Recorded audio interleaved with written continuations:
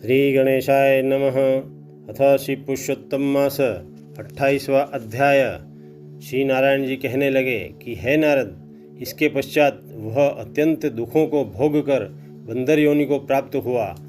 पापों का नाश करने वाला एक सरोवर था जो देवताओं को भी दुर्लभ मृग तीर्थ नाम से विख्यात था। इसी तीर्थ में वह ब्राह्मण फलों की चोरी से पाप से बंदर की योनि को प्राप्त हुआ। नारद जी कहने लगे, हे प्रभो, करोड़ों पापों से युक्त वह बंदर उस तीर्थ में कैसे बसता रहा। श्री नारायण जी बोले, चित्रकुंडल नाम वाला कोई वैश्य था, उसकी स्त्री तारका नाम वाली थी। इन दोनों के पुरुषोत्तम मास करते हुए पुरुषोत्तम मास चला गया। पिछला दिन आने पर स्त्री सहित चित्रकुंडल ने अत्यंत प्रसन्नता के साथ उद्यापन किया और उद्यापन कराने के निमित्त स्त्री सहित वेद वेदांग को जानने वाले ब्राह्मणों को बुलाया। हे नारद, वहाँ धन के लोभ से कदर्य ब्राह्मण भी पहुँच गया। जब उद्यापन की विधि समाप्त हो गई तो चित्रकुंडल वैश्य ने उस स्त्री सहित ब्राह्मणों को अत्यधिक दान देकर प्रसन्न किया और उनकी पूजा की। उसकी बहुत सी दी हुई दक्षिणा से ब्राह्मण अति प्रसन्न होकर अपने अपने घरों को चले गए।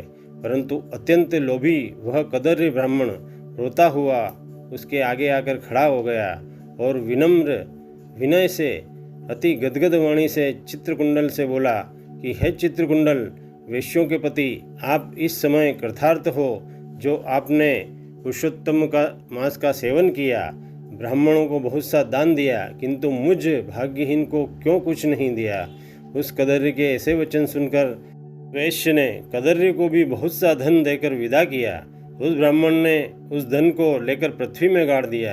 वहाँ पर उस कदर्य ब्राह्मण ने पुरुषोत्तम मास की धन के लोभ में स्तुति की। इस पूजा को देखने के महत्म्य से तथा धन के लोभ से ही स्तुति करने से मृग तीर्थ को वो ब्राह्मण प्राप्त हुआ। नारद जी बोले, हे ब्राह्मण, शीतल जल वाला, घनी छाया वाला, मनोहर वृक्षों से शोभित उस वन में रहने का क्या कारण था, सो आप मुझसे कहिए। श्री नारायण जी कहने लगे, हे नारद, जब श्री रामचंद्र जी ने समुद्र में पुल बांधकर रावण का वध कर दिया तो रावण के मारे जाने से ब्रह्मा, शिव, इंद्रादि सब देवताओं ने प्रसन्न होकर श्री रामचंद्र जी को वर मांगने के लिए कहा। तो उस समय रामचंद्र जी ने कहा, हे देवताओं, यहाँ पर जो शूरवीर वानर राक्षसों के हाथ मारे गए हैं उनको शीघ्र जीवित कर दो। इतना सुनते ही देवताओं ने अमृत की वर्षा करके सब वानरों को जीवित कर दिया। जीवित होकर सारे वानर जय जयकार कर उठे।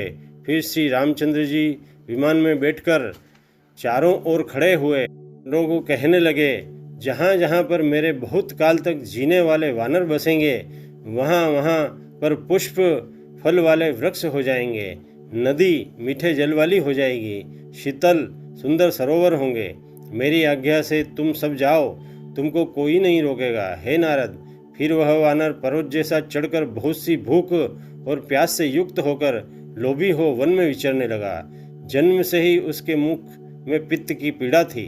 उस पीड़ा से रात दिन उसके मुख से रुधिर बहता था और वह अत्यंत पीड़ा युक्त होकर कुछ भी नहीं कहा पाता था। वह वानर चपलतावश श्रेष्ठ फलों को तोड़ता और मुख के निकट ले जाकर बहुत से फलों को नीचे धरती पर फेंक देता था। इस प्रकार नित्य प्रति निराहार रहते हुए देवयोग से पुरुषोत्तम मास आ गया। उस मास में भी वह उसी तरह शीत वायु आदि से पीड़ित रहा। कोई समय कृष्ण पक्ष में घन वन में विचरता हुआ वह प्यासा अमृत जैसे कुंड के जल को पीने को समर्थ नहीं हुआ, परंतु भूख से व्याकुल होकर भी चपलतावश वृक्ष के ऊपर चढ़ गया। एक वृक्ष से दूसरे वृक्ष पर जाता हुआ कुंड में गिर गया और 5 दिन बाद मृत्यु को प्राप्त हुआ। तभी एक विमान वहां पर आया जो नाचती हुई अप्सराओं और सुंदर गाते हुए गंधर्व किन्नरों से सुशोभित था। इस प्रकार सुंदर शरीर को धारण कर वह महाभागी वानर अपने शरीर को देखकर अत्यंत आश्चर्य को प्राप्त हुआ और कहने लगा कि मुझ महापापी को यह विमान का सुख जो अत्यंत पुण्य वालों के लिए नियुक्त है कैसे मिला।